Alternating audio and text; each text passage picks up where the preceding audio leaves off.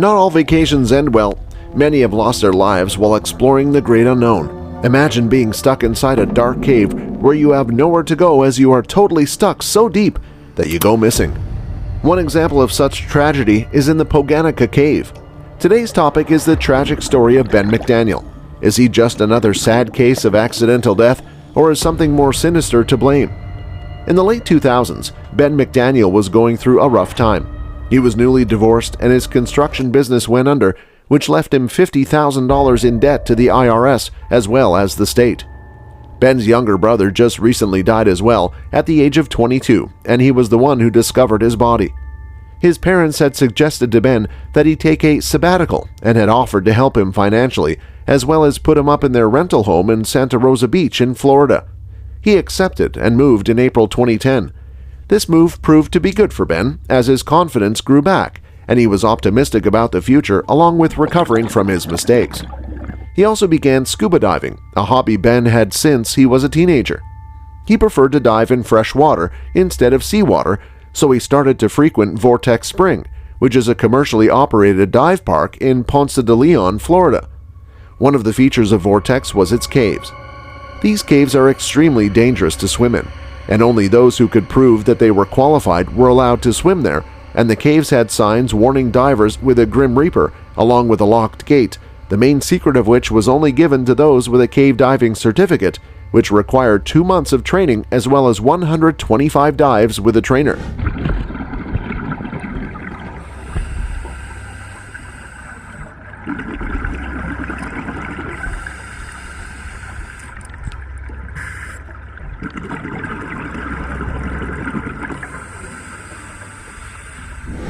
And from the gate, over 1,600 feet of the caves had been mapped out, but the full length of the caves is still being determined. The passages can narrow down to 10 inches, requiring high skill and finesse.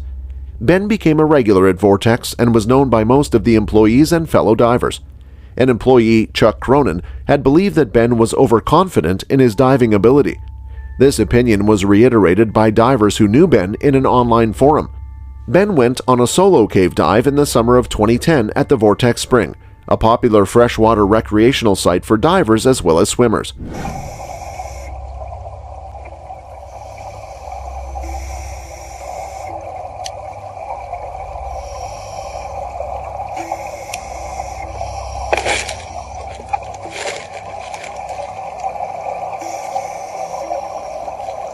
Even though Ben never resurfaced, there was no trace of him ever found in the spring or the cave, in spite of the ongoing efforts of police as well as the qualified divers.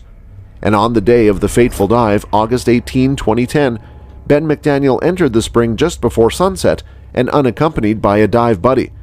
On the swimmer's way into the cave, Ben was passed by 2 divers on their way out, one of which was a local swimmer who worked for the Vortex Spring. Eduardo Turin had come to know McDaniel in the weeks before his disappearance as a regular diver at Vortex, and he knew that he was getting access to the cave by jimmying the locked gate which separated the cave from the common areas of the spring, and only cave-certified divers are given a key to the gate, which McDaniel did not have. On previous dives, Turin would sometimes wait to see McDaniel's bubbles at the surface to indicate that he was decompressing and was okay. Turin, along with the other cave diver, did not wait to see those bubbles this time, and no one knew if there were ever any. That day in August, Turin turned around and unlocked the gate for McDaniel. On August 20, 2010, there was a call which went out telling the cave divers in the region surrounding Vortex Spring in Florida that a swimmer was missing, as well as, in all likelihood, and a body needed to be recovered from the cave within the spring. There were 3 teams of 16 divers accepted the call and searched for the body of Ben McDaniel for almost 36 consecutive days, finding not so much as one indication that Ben McDaniel had indeed drowned in the cave or the surrounding spring. Every crevice and opening of the cave was fastidiously searched, except for a constricted and the dangerous area in the rear of the cave that even highly experienced expert divers had difficulty entering. Also, the owner of Cave Adventures, where a dive shop located about an hour from Vortex Spring, made his way into the area in 3 attempts and sadly found no evidence that any divers had been in there. And with the effort it took to gain entry, he then speculated that a diver of Ben McDaniel's stature, over 6 feet tall and 210 pounds, would not have been able to secure access. Even though no evidence was found in the cave suggesting what had happened to McDaniel, there were some odd clues. Full air tanks were discovered outside the cave entrance, which was confusing to the investigators for two reasons.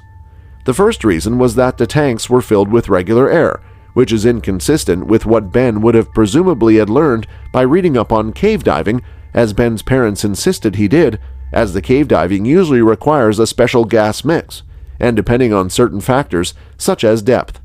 And secondly, the cave divers place extra air tanks along their way inside the cave, so it is within ready reach if the diver needs them in the cave. And in addition to these strange discoveries, Ben McDaniel's truck went unnoticed by the dive shop staff at Vortex Spring for 2 days, although being parked well within their view.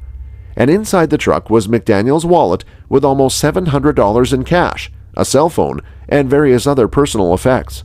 The last call on the cell phone was to his mother the previous evening. Ben McDaniel's parents also attended the searches vigilantly, hoping against all odds that one of the swimmers would eventually surface with answers about their son. They even offered a reward of $10,000 to any diver who would brave the hazardous passage, where other experienced cave divers turned down the search out of fear for their own lives. As that area remains unturned, the frustrated and grief-stricken parents have become convinced that is where Ben's body might be. Their unwillingness to accept that this theory might be incorrect was what led Jill Heinrich to produce a documentary about the mystery. There are theories as to what really happened to Ben McDaniel abound. McDaniel may have set the scene for Ben's own disappearance in an attempt to start his new life. At the same time, many others think that he drowned at some point in the cave and then was swept out to sea. There is yet another theory suggesting foul play may have been involved, with the former owner of Vortex as a suspect. At the time of Ben's disappearance, the owner was awaiting trial for the alleged kidnapping or beating of a temporary employee, for which he pleaded that no contest and received a fine and probation. He has since been deceased, with suspicious circumstances surrounding his death a month ago. The couple even increased the offered reward to $30,000 for the diver who is able to locate their son in the vast reaches of the cave. The McDaniels continue to hold on to hope that their questions will someday be answered, and until then, the missing person case remains open. What are your thoughts on this? Let us know in the comments section down below. Thank you for watching this video. If you found it interesting, take a deep dive into the like and subscribe buttons. Let us know what you thought of it in the comments. See you again soon in another video, if you dare.